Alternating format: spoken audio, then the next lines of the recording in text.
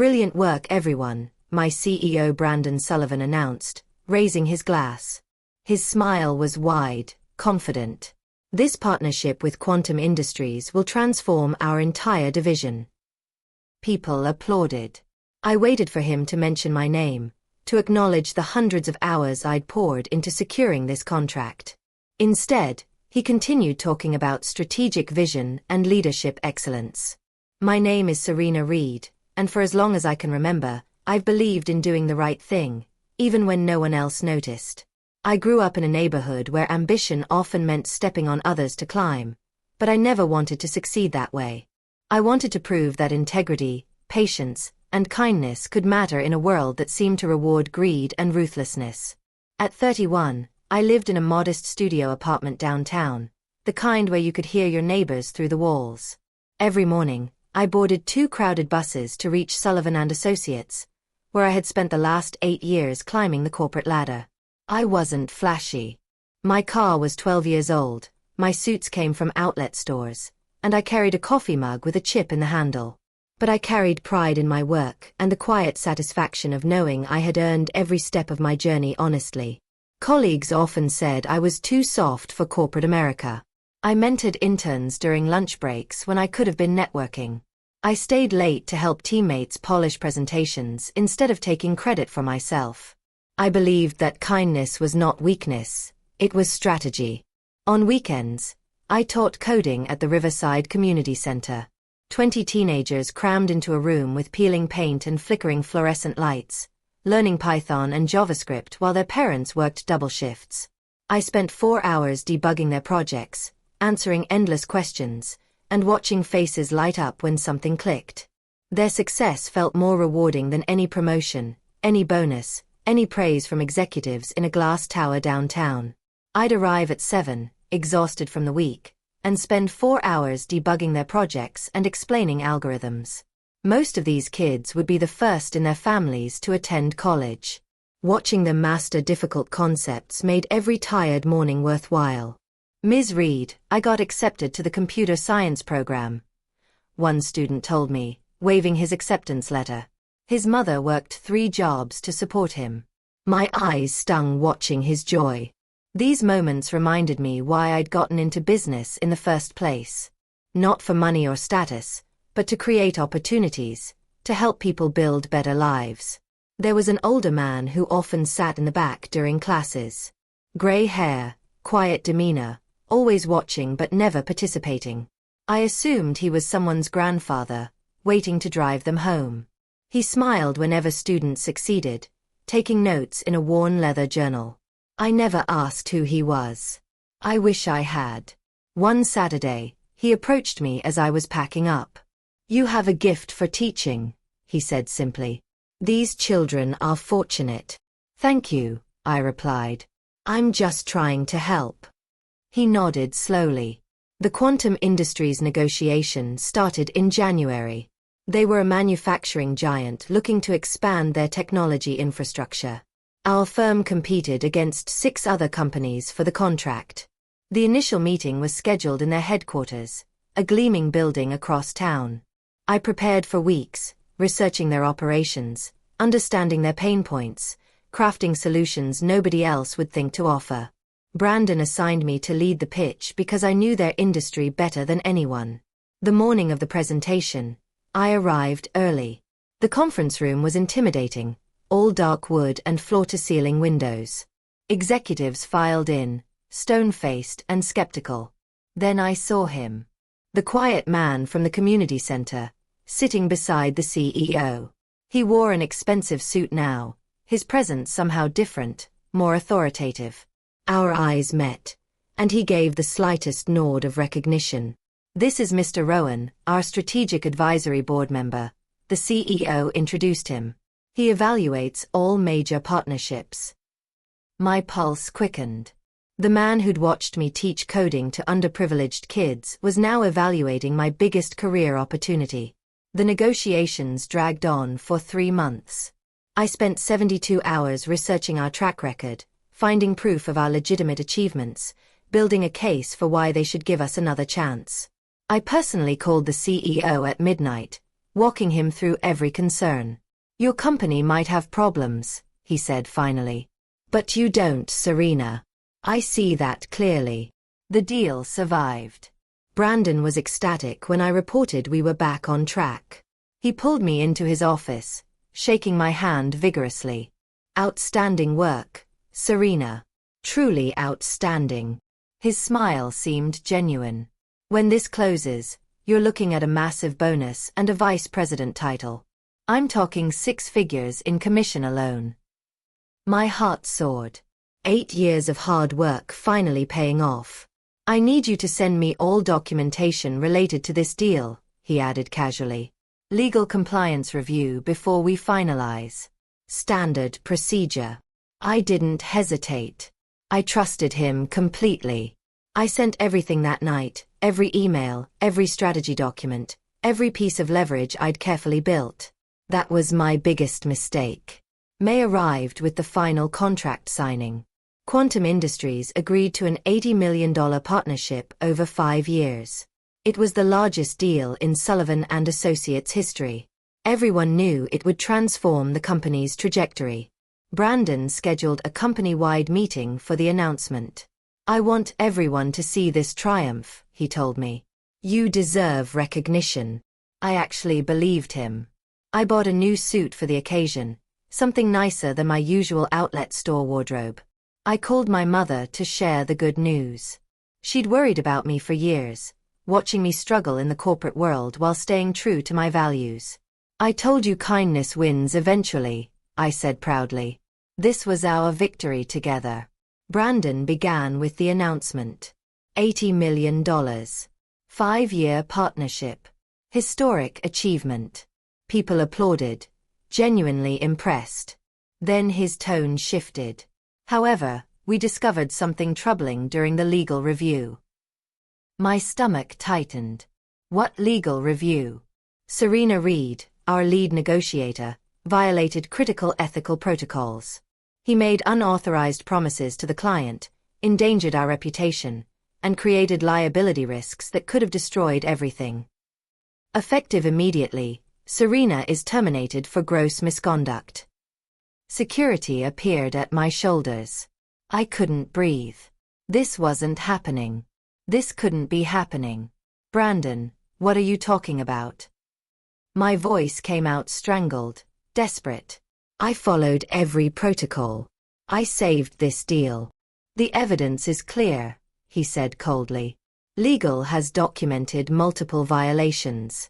You're fortunate we're not pursuing charges. Charges? For what? I'd done nothing wrong. I'd done everything right. But nobody asked questions. Nobody demanded proof. Only one person met my eyes. Maya, my closest friend in the office, looked horrified. She mouthed, "I'm sorry," as I passed. Brandon was accepting congratulations, talking about leadership and vision. My deal had become his triumph. In the lobby, I handed over my security badge and office keys. I walked out into bright sunshine, unemployed and publicly humiliated. My phone buzzed with a text from Maya, "Don't sign anything. Call me." But I was too numb to respond. "Ms. Reed." A quiet voice behind me. I turned to see Jackson, one of the interns I'd mentored. He was 22, brilliant, from a tough neighborhood. I'd spent months teaching him negotiation skills, helping him prepare for his first client presentation. "I just wanted to say thank you," he whispered, glancing nervously toward HR. "You changed my life. Whatever they're saying about you, I know it's not true." His words cracked something open inside me. I'd helped this kid because it was right, not for recognition. But hearing someone defend me when everyone else had turned away meant everything. "Keep working hard, Jackson," I managed. "Don't let this place make you cynical." He nodded and hurried away before anyone noticed our conversation. I finished packing in silence. The HR representative watched me like I might steal something. When I left, carrying my box past cubicles where I'd spent nearly a decade, not one person said goodbye. Outside, Maya was waiting by my car. "Don't trust him," she said immediately. Brandon's been planning this for weeks. I heard rumors but thought they were just office gossip. Planning what? I did everything right. Maya and I sat in a coffee shop while I tried to process what had happened. She'd been my closest ally at Sullivan and Associates, the only person who saw through Brandon's charming facade. "You're too good for this world, Serena," she said, stirring her coffee. "You think playing fair means you'll win. But power always wins. People like us don't. I don't believe that. Then you're going to keep getting destroyed." Her voice was gentle but firm. "Brandon saw how valuable you were and decided to take everything you built. He used your trust against you. That's how the game works." I stared at my reflection in the cafe window. Was she right? Had my belief in kindness made me an easy target? I drove home in silence, my box of belongings in the trunk. My studio apartment felt smaller than ever. I sat on my bed, staring at the wall, wondering if everything I'd believed was a lie. Then my phone chimed with a new email from an unfamiliar address. The subject line read, "Your story isn't finished." The message was brief and cryptic. "Serena, what happened to you was unjust. But this isn't the end. I'd like to speak with you privately about an opportunity. Please meet me tomorrow at the Cornerstone Cafe on 5th Street. 10 a.m. Mr. Rowan." Mr. Rowan. The quiet man from the community center. The strategic advisor who'd watched me save Brandon's deal. Why would he want to meet me? I was terminated, reputation destroyed. What opportunity could possibly exist now? I almost deleted the email. Part of me wanted to disappear, accept defeat, maybe move to another city and start over. But curiosity won. The next morning, I dressed in one of my outlet store suits and took the bus downtown. The Cornerstone Cafe was a small place tucked between office buildings, the kind of spot where nobody important ever went. Perfect for a private conversation. Rowan sat in the back corner, wearing a simple sweater and khakis. Without the expensive suit from Quantum Industries, he looked ordinary again, like the grandfather figure from the community center. He stood when I approached, shaking my hand firmly. "Thank you for coming, Serena. I wasn't sure you would." "I'm not sure why I did," I admitted, sitting across from him. He smiled slightly. "Because you're curious about whether kindness actually matters in this world." His words hit harder than expected. How did he know what I was wrestling with? "I heard about your termination," he continued. "Brandon's announcement was creative. I've been watching you for months, Serena. Since last fall at the community center. The way you taught those students, your patience and generosity. Then during negotiations, when my assistant panicked, you helped her without hesitation while everyone else froze." "That's just basic decency," I said. "You saved a deal that Brandon nearly destroyed with his dishonesty. The CEO at Quantum specifically wanted to work with you, not your company. You built trust that Brandon could never earn himself. Then why didn't they stop him from firing me?" "Because they don't know yet." Rowan's expression grew serious. "Brandon submitted documentation claiming he personally managed the entire negotiation. He erased your involvement from the official record." "What are you saying?" "I'm saying your story isn't finished, Serena. Not even close." Over the next week, I tried contacting him multiple times. Every email bounced back. His phone number went to a disconnected message. It was like he'd vanished completely. I started questioning whether the meeting had even been real. Maybe grief and anger were making me imagine allies where none existed. Maybe Maya was right about accepting defeat. Then strange things began happening. News broke that Quantum Industries was undergoing unexpected board restructuring. Their CEO announced a comprehensive review of all vendor relationships, effective immediately. Sullivan and Associates' stock price dropped sharply. I searched online for information about Rowan but found nothing. No LinkedIn profile, no corporate biography, no digital footprint at all. How could someone involved with an $80 billion company have zero online presence? Then I discovered something bizarre. Quantum Industries' internal newsletter listed upcoming corporate events. One entry mentioned a private strategic summit with exclusive attendance. The guest list was partially visible in the preview before the website glitched and removed it. My name had been there. Serena Reed. Just for a moment, then gone. What was happening? Was someone at Quantum trying to help me? Or was this an elaborate trap? I had no answers, only questions that multiplied daily. One Thursday afternoon, a courier arrived at my apartment building. He handed me a sleek black envelope with my name written in gold calligraphy. No return address, no indication of sender. Inside was a single card, thick and expensive. Embossed letters announced a private corporate leadership summit at the headquarters of Titanium Solutions, Brandon's biggest competitor. The date was 3 days away. At the bottom, handwritten in elegant script, "Your presence is specifically requested." Titanium Solutions. They'd been trying to poach Sullivan and Associates clients for years.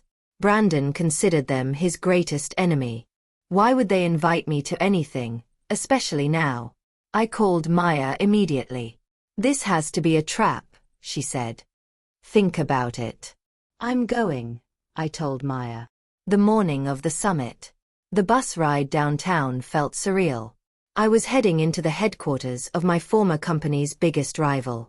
Titanium Solutions occupied a stunning glass skyscraper in the financial district. I'd passed it 1,000 times, never imagining I'd enter. The lobby was all polished marble and modern art, intimidatingly beautiful. Through the massive windows, I could see the digital billboard across the street. Brandon's face appeared on it, part of an interview about Sullivan and Associates' record-breaking quarter.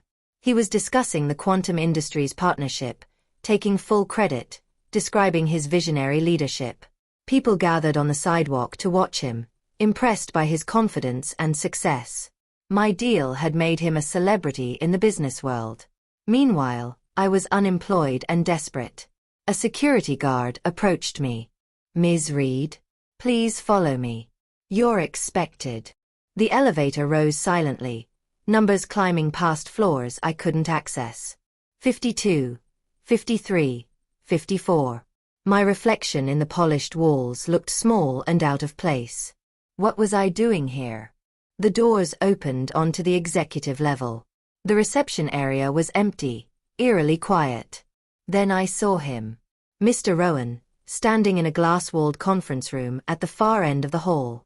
He gestured for me to join him. My footsteps echoed on the marble floor as I crossed the space. Each step felt significant, like I was walking toward something that would change everything. Rowan wore another simple outfit, completely unremarkable for this setting. But something about his presence commanded respect. The view behind him framed the entire city skyline. "Thank you for coming, Serena," he said as I entered. "I know this required considerable courage." "Or considerable stupidity," I replied. "I'm still not sure which." He smiled. "Fair enough. Please, sit down. You deserve to know who I really am." I sank into a leather chair, my heart pounding. The conference table was polished glass, reflecting the clouds above us. This felt important, pivotal. "At the cafe, you said you were more than an advisory board member," I prompted. "Yes.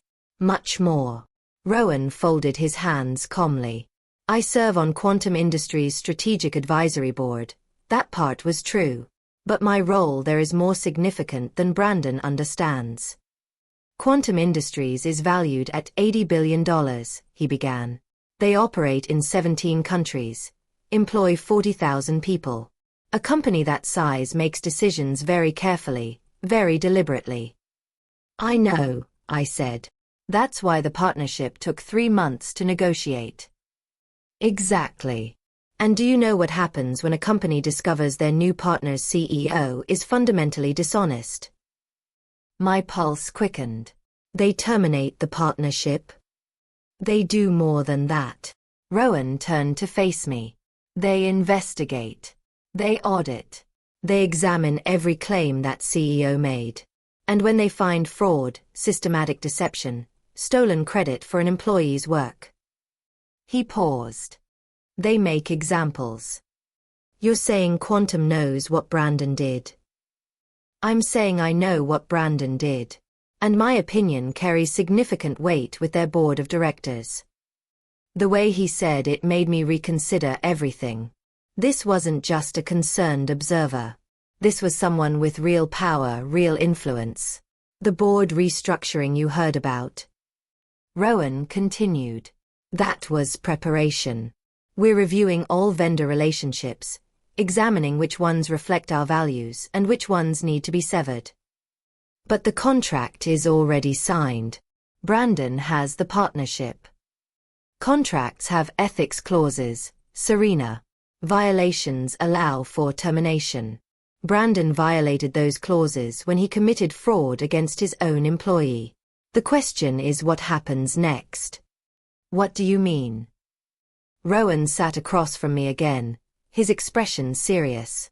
I'm offering you a position here at Titanium Solutions. A leadership role with full transparency about what happened at Sullivan & Associates. I stared at him, unable to process what I was hearing. A leadership role? I was just fired for supposedly endangering my company. Who would hire me now? Someone who knows the truth, Rowan said simply. I watched you work for months. I saw your integrity, your competence. You built that Quantum deal through genuine relationship building, not manipulation. That's exactly what Titanium Solutions needs. Brandon will destroy me if I work for his competitor. He'll claim I stole trade secrets, violated my non-compete agreement. He'll bury me in legal action. He'll try, Rowan agreed. But he won't succeed. Because his fraud is about to become very public, and fighting you would only draw more attention to his crimes. This felt too good to be true. Nothing in my life had prepared me for someone powerful actually helping me. There had to be a catch. Why are you doing this? I asked bluntly. You don't know me. Why risk your reputation on someone who just got fired? Rowan was quiet for a moment, considering his answer carefully. I grew up poor, Serena. My father worked in factories his whole life. He taught me that character matters more than credentials, that how you treat people reveals who you truly are. He gestured toward the window. I've built significant wealth over my lifetime. But I've never forgotten where I came from or what my father taught me. When I see someone like you, someone genuinely good trying to survive in a corrupt system, I remember why I built this wealth in the first place. To help people. His words resonated deep in my chest. This was exactly what I'd always hoped existed in the world. Proof that goodness mattered, that kindness wasn't weakness. I need time to think, I said, even though part of me wanted to accept immediately. Of course, Rowan replied. But you should know something first. He pulled out his phone, tapping the screen a few times before sliding it across the table to me. It showed a news article dated tomorrow morning, not yet published. The headline read, Quantum Industries reviews major vendor partnerships following ethics concerns. My hands trembled as I read. The article mentioned Sullivan & Associates specifically, citing anonymous sources about potential fraud in recent contract negotiations. It stopped short of naming Brandon directly, but the implications were clear. This publishes in 12 hours, Rowan said. Brandon's stock price will plummet. His board will demand answers. And the investigation will reveal everything he did to you. You're behind this article? I'm behind truth being told. He took back his phone. The question is whether you want to be passive when it happens or active. A victim or a victor. What exactly would this leadership role entail? I asked. Executive partner focused on client relationships and ethical business development. You'd rebuild Titanium's reputation in the market, using the same approach that made you successful before. Authenticity, integrity, genuine relationship building. And compensation? He named a figure that made my vision blur. 3 times my previous salary, plus equity, plus performance bonuses. It was more money than I dreamed of earning. There's one more thing, Rowan added quietly. Quantum Industries is my client. But I haven't told you my full role there yet. Before Rowan could explain further, his phone rang. He glanced at the screen, and something shifted in his expression. Excuse me, this is important. He stepped out of the conference room, leaving me alone with the city view. My phone buzzed. A news alert: Sullivan and Associates stock drops 15% on vendor review concerns. It was happening. Even before the full article published, markets were reacting to rumors. Brandon's empire was starting to crack. Another notification appeared. An email from Sullivan and Associates HR department, reminding me about the severance agreement I still hadn't signed. 2 months' salary in exchange for permanent silence about my termination. If I signed, I'd get some security. But I'd also validate Brandon's lies, accept his version of events. I'd become complicit in my own erasure. If I didn't sign, I had nothing except Rowan's offer and the promise that truth would win. Rowan returned, his expression unreadable. That was Quantum's CEO. The board has called an emergency meeting for tonight. They're accelerating the vendor review because reporters are asking questions. Questions about Brandon? Questions about the Quantum Partnership's origins. Who really negotiated it? Whether Sullivan and Associates misrepresented their capabilities. He paused. Your name came up. My heart raced. My name? How? Because I mentioned you. I told them the partnership exists because of your work, not Brandon's. And now they want to hear directly from you about what happened. This was it. The moment everything could change or collapse completely. The meeting was scheduled for 8 p.m. at Quantum Industries headquarters. Rowan explained I'd be joining via private video link from Titanium Solutions, keeping my involvement discreet until the right moment. Why the secrecy? I asked. Because Brandon doesn't know what's coming. If he learns you're involved, he'll spin this differently, create chaos. We need him confident and unprepared. The afternoon crawled by. Rowan introduced me to Titanium's CEO, Catherine Walsh, a sharp woman in her 50s who'd built the company from nothing. She asked pointed questions about my experience, my ethics, my vision for client relationships. Brandon made a critical error, she said after our conversation. He thought you were disposable. I think you're invaluable. If tonight goes well, I want you leading our expansion into Quantum's industry sector. At 7:45, Rowan led me to a private conference room. A massive screen dominated one wall, currently dark. Leather chairs surrounded a polished table. This was where Titanium's executives made billion-dollar decisions. You'll be on camera, Rowan explained. Quantum's entire board will be present, including their CEO. Tell them exactly what happened. Don't sugarcoat, don't embellish. Just truth. What if they don't believe me? They will. Because I'll be there confirming everything you say. At exactly 8 p.m., the screen flickered to life. I found myself staring at a room full of powerful executives in expensive suits. They examined me through the camera with expressions ranging from curious to skeptical. The CEO spoke first. Ms. Reed, thank you for joining us. We have questions about the partnership Sullivan and Associates recently secured with our company. My mouth was dry, but I forced myself to speak clearly. I'm happy to answer anything you need to know. Let's start simply. Who led the negotiation from Sullivan and Associates side? I did. From initial research through final contract signing, I was the primary point of contact. And Mr. Sullivan's role? Brandon Sullivan had minimal direct involvement. He attended some meetings but didn't participate in strategy development or relationship building. The solutions I proposed came from months of research I conducted independently. One board member frowned. That contradicts what Mr. Sullivan told us. He claimed personal responsibility for the partnership's success. I know. He claimed that after terminating me and erasing my involvement from company records. The room went silent. Even through the screen, I could feel the tension. "You were terminated?" another executive asked. "Yes. Brandon fired me publicly the same day he announced the quantum partnership.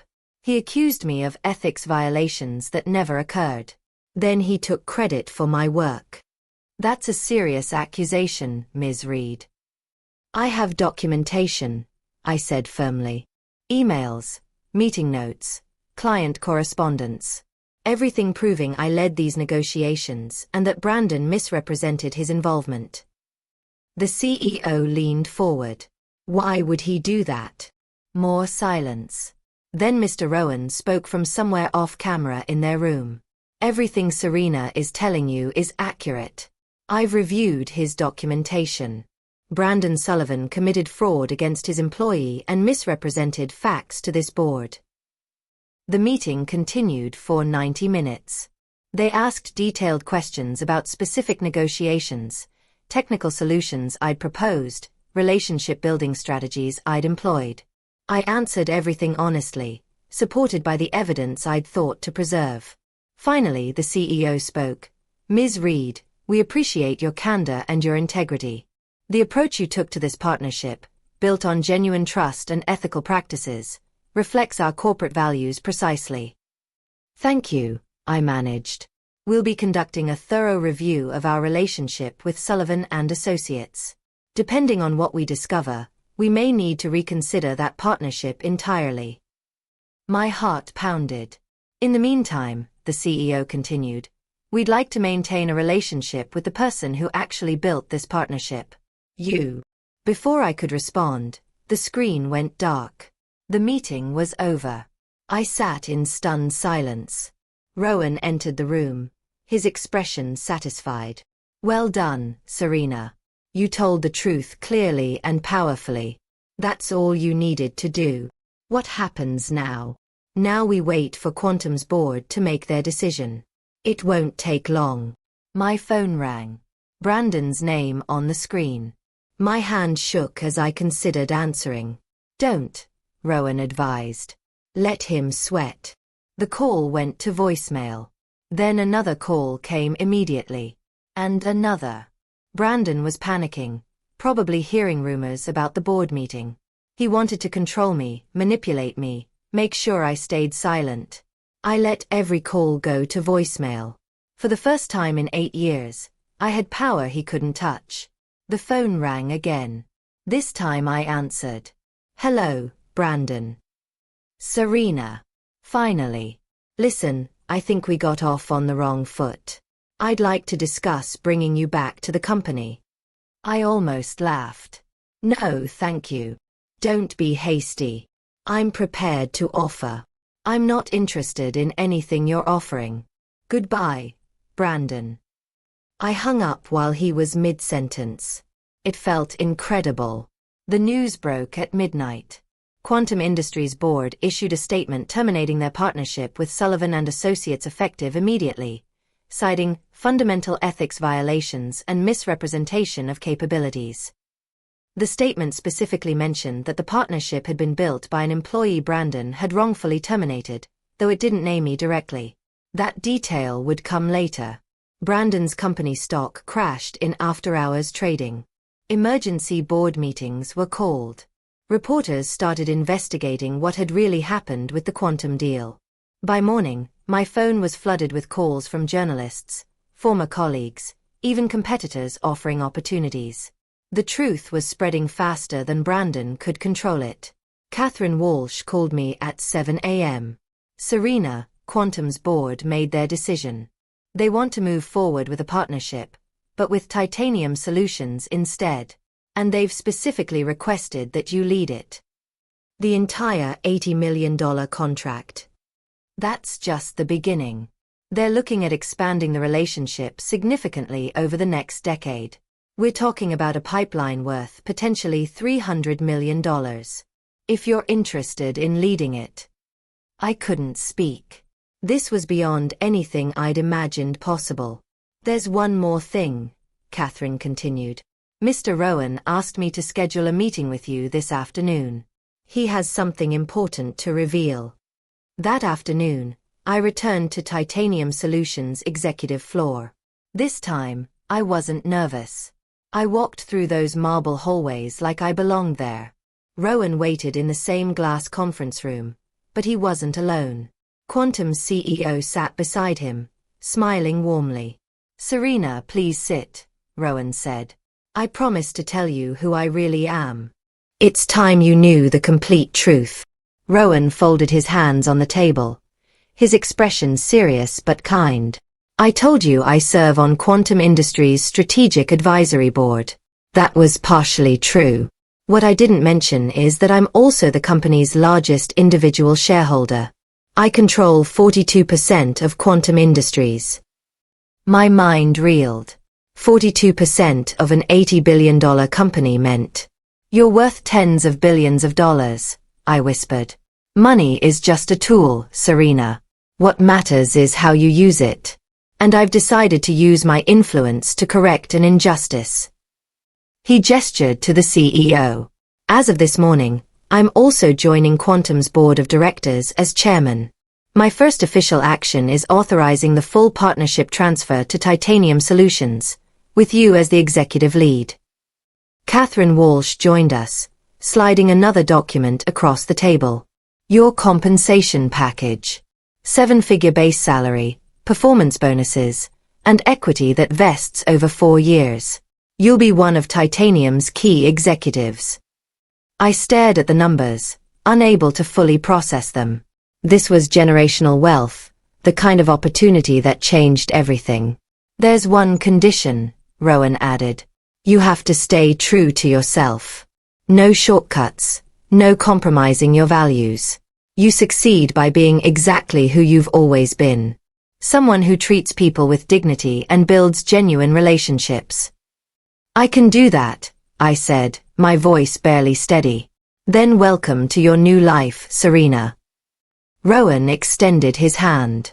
I signed the contracts with shaking hands. Each signature felt surreal, like I was becoming someone new while staying exactly who I'd always been.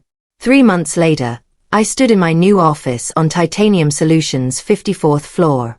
Floor-to-ceiling windows framed the entire city skyline. My nameplate read, "Serena Reed, Executive Partner, Strategic Client Relations." The Quantum partnership was thriving. We'd already secured 2 additional contracts worth $40 million combined. Other companies were reaching out, wanting to work with the executive who built relationships on trust instead of manipulation. Brandon's company was still reeling.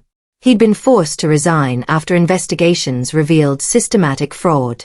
Several executives faced legal consequences. The company he'd built on stolen credit was collapsing without the talent he'd exploited. I felt no satisfaction in his downfall, only relief that truth had prevailed.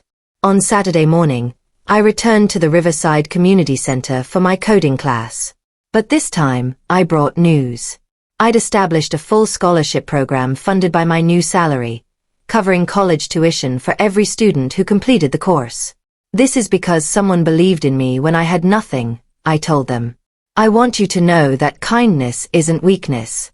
It's the most powerful thing you can build a life on." The students cheered. Their parents cried. Mr. Rowan sat in his usual spot in the back, smiling that quiet smile. After class, he approached me. "You've done well, Serena. Your father would be proud." "My father?" I looked at him confused. "I knew your father, many years ago. He was a good man who treated everyone with dignity, even when he had very little himself. When I saw you teaching these kids, I saw him in you." Tears stung my eyes. My father had passed away 5 years ago, never seeing this success. "He told me once that he hoped you'd change the world by staying kind in a cruel profession," Rowan continued. "I think you're doing exactly that." I looked around the community center, at the students packing up their laptops, at the parents thanking me, at the future I was helping build. Kindness hadn't destroyed my career. It had multiplied it into something bigger than I'd ever imagined possible.